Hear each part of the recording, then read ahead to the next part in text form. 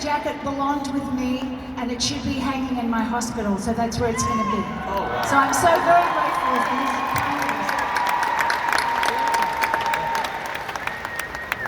Our next question is from Tracy Ditta from New Orleans, Louisiana. Where are you? Olivia, would you prefer to be the Sandy in the beginning or the Sandy in the end? What do you prefer? Well, you know what? I think there's a little bit of each in all of us. Don't you think, girls?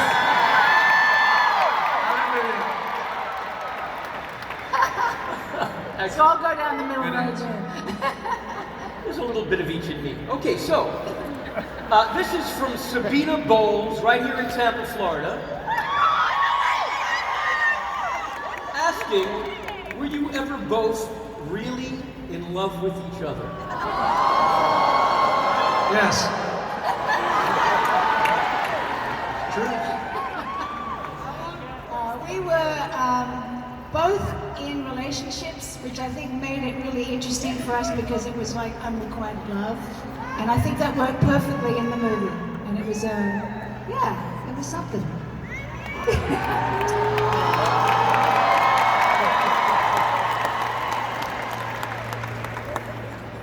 For John from Shelley Howen in Belrica, Florida. Is that right? Belrica. Hello. John, did you feel you were in danger on the bleachers during summer nights? A little bit. I mean, you guys were there. It was scary enough. Yes. We had a very narrow bench, you know, to dance on. And I think often we were in risk of slipping or falling, but we rehearsed enough and practiced enough, drilled enough that we got through it. But yes, I would say that we were trepidatious. But there were very narrow platform. The bleachers were only so wide. And we were fortunate, nobody got hurt, we were pros and we did it. But yeah, I would say that it was intimidating at first, those benches. Yeah. This question is from Wendy in LA, and we kind of covered this, Barry. I think you jumped the shark a little bit. But this is to Olivia. How do you feel about getting your grease jacket back after the auction? Well, I did talk about this, but I felt incredibly grateful is what I felt. That I thought that this gentleman was so kind to me. He contributed all this money to my center, and then he gave it back to me. I mean, that's the ultimate art of giving, isn't it? It's like Christmas all around. So he was supposed to be here tonight. Unfortunately, he couldn't make it, but in his honor, I would like to say thank you so much to anyone that may know him. He doesn't want to be known. That's one of the most amazing things about him. He wants to be anonymous, but I'm very grateful. I'm very All right, I confess it was me. I only wish. So this is from Jim, Selena, and Jace from Naples, Florida. It's to both of you, I suppose. How many kids do you think Danny and Sandy would end up having? 6. Seriously? Yeah, seriously. That's a lot of kids. Don't forget it was 1959. 6 was a low number. On my block growing up, there was 13, 14, 16 kids. So I think Sandy and Danny were lightweights at 6. Yeah, maybe, yeah. So, that's my About 10 kids. How about Jennifer from Michigan? John, at what age did you get your pilot license? Oh, at 19. And I think there was another part of that about how... Well, yes, what age did you get your pilot license? Yes, and so what's the longest trip that you ever took? 8 hours and 50 minutes nonstop from Hawaii to Florida. My longest personal pilot. To date, is that correct? Is that like 11 hours? How often do you fly, John? Not really. I'm sorry? How often do you fly? I fly almost every day, 5 days a week. Nice. That's my alternate profession. So are you flying, are you working for Qantas? Is that what it was? I do. I work for Qantas as a pilot and as an ambassador. So yeah, Danny Zuki grew up to be a Yeah, that's pretty true. professional. I didn't know I what it is. actually had an amazing experience with the Qantas A380 on the very first inaugural flight. John was the captain and I was the air hostess. It was I'm what we sorry, would have done. flight attendant, I apologize. Air hostesses were way back in the Greece days. Stewardesses were. In Australia, they're air hostesses. This next question is from David Fina from Sweet Valley, Pennsylvania. Olivia, what is the key to keeping a healthy attitude when physically challenged? Oh, that's a good question. I think I always see the glass half full. I always see the positive side of things, and you have to keep that in mind when you're going through a health challenge, and to stay strong and believe that you're going to be healthy and visualize yourself healthy. And of course, do all the things that you can do to maintain your good health by eating well, thinking well, which is maybe the largest part of your healing journey, is how you think, because you create your world by what you believe. So I've just been very fortunate.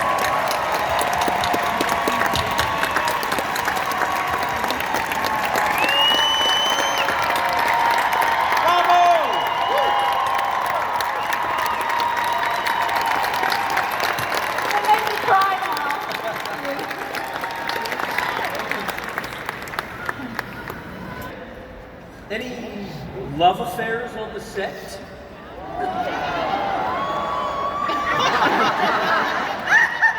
Besides Kelly and Michael and me? Well, I can tell you about one. Well, it was Jeff Conaway married my sister.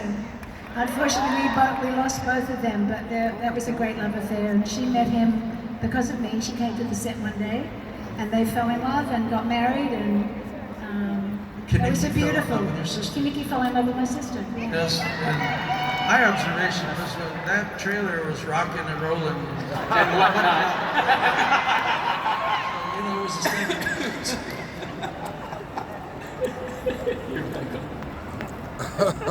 From Michelle, from Portland, Oregon.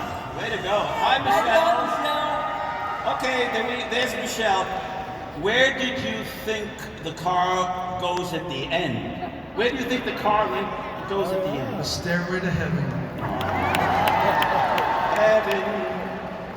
This is from Jody in Los Angeles. John, is it true that you wanted Olivia for the role of Sandy? Yes, she was the one I wanted. Ooh, ooh, ooh. Yeah, I had no other idea other than Sandy and other than Olivia and all these other wonderful performers that were offered. I just ignored. I said, there's only one entertainer in the whole world that could possibly do this role. It's Olivia Newton-John. Thank you. But she wasn't easy to get. I had to go to her house. I had to try to seduce her into coming into the cast. And she insisted on, you tell the story about her insisting on the screen test. Oh yeah, John, I remember I was nervous about doing the role of Sandy. I was all of 29. Gosh, when I think back, it's hilarious. But anyway, I was worried I was too old to play the role. I'd made a musical a few years before that was supposed to do really well, but it didn't. So I was very nervous of doing another musical, so I was anxious about it.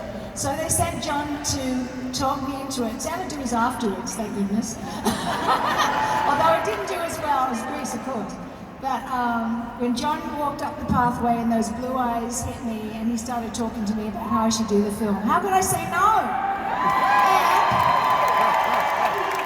And then I was so anxious about it that I asked if I could do a screen test, right, Randall? And I said, I want to see that I can do this. I was really worried I wouldn't be able to pull it off. Well, we did a scene from the movie and it worked. We had chemistry and it was fantastic, and thank goodness, thank all of you for loving it for so long. It was clear. It was clear on the set. Everybody who was on the set could see that the chemistry was working between the two of you. Yes. Yeah. So the next question is from Byron Witham, Kentucky. I hope I'm saying that right. I guess I did say it right. And this is to Olivia. Where did the red high-heeled shoes end up? Well, that's interesting. Like John, over the years, I would give my things away for auctions for other people to raise money for their charities. So I actually don't know where they are. I'd love to find out. But they were actually my own shoes that I wore in the movie, so I never found out what happened to them. So if anyone knows, I'd love to know.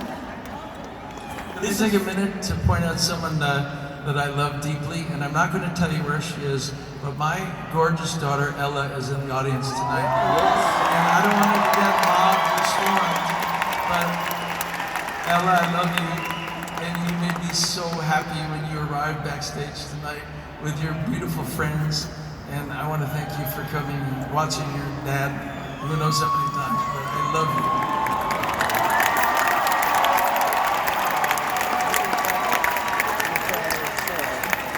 She's a beautiful girl. What a gorgeous person she is, inside and out. My wife and I just recently watched The Poison Rose.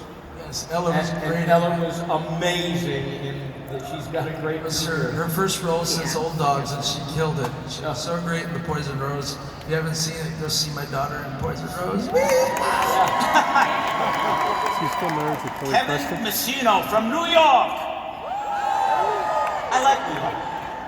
Were there any scenes that were filmed that got deleted and never used? Oh, you know, the best person to answer that would be Randall. Well, there You was know- one scene, yes, when Rizzo throws the milkshake at Kanicki, the head of the studio said, "Why did you do that? Please write a scene that explains that." So we did. We wrote a scene and we filmed it outside the Frosty Palace where they come out and they have this argument. We cut it into the movie, it didn't work, and we cut it out. That was the only one. That's it. There you go, and there's your answer. Kathy Marino from New York writes, what is the year Grease takes place? Well, we never Answer established it in the movie, but in the play, when I did it on Broadway on the road, it was supposed to be 1959. That's where the cars were, you know, the era of the cars, the clothing. It was pretty accurate to that year, so, yeah. The next question is from April Ganza, Austin, Texas. Do you still feel the same magic when you perform together? Yes. Yeah, we have a great relationship, John and I. It's forever. It's like, it's the Grease, it's the car. It's never there. Well, after that one, Chris Petty from Tampa. Hello. Are you guys interested in a threesome? Oh my God. I don't know, Olivia, are you? That's a pretty risque question. Respect that. It wasn't the coolest question from a New Yorker. Who is that? What's the guy's name? What? Who is it? Chris Petty. Chris. I think you've embarrassed Olivia. But John, you've had so many fans, and the movie's had so many fans over the years. I think there's maybe a special fan somewhere in the audience. Oh my goodness.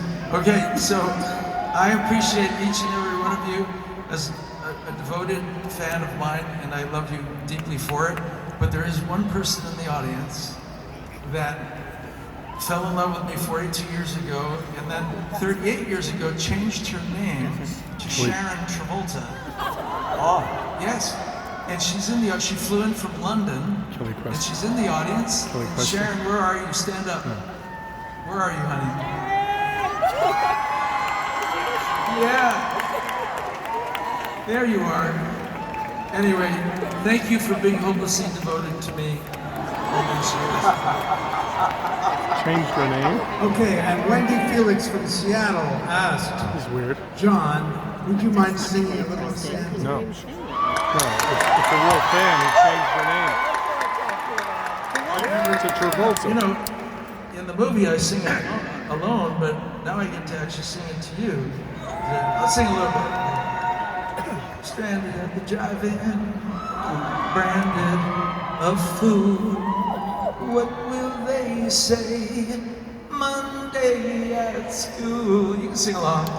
Sandy, can't you see I'm in misery? We made a start, now we're apart. There's nothing left for me. Love has flown all alone. I sit, I wonder why, oh why you left me, oh Sandy.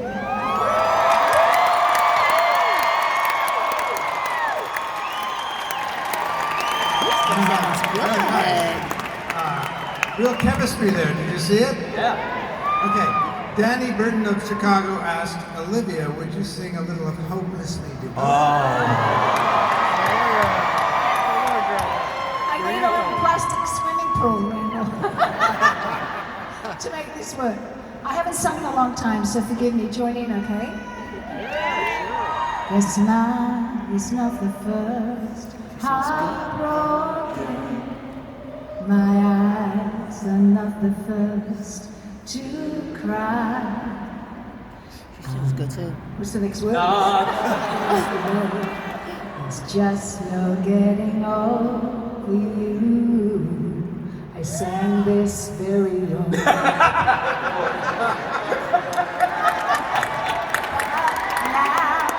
there's nowhere to hide since you pushed my love aside. Out of my head, hopelessly devoted to you. Hopelessly devoted to you. Thank you.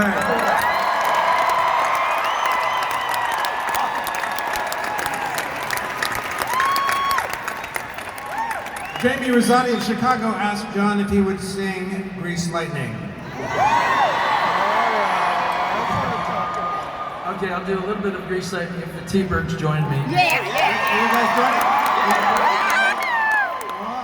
All right. But I also need anyone in the audience that's interested, stand up please. And we will all do see this. Grease Lightning together, okay? All right, so it's rehearsal time first. It's rehearsal time first. We gotta get all this done.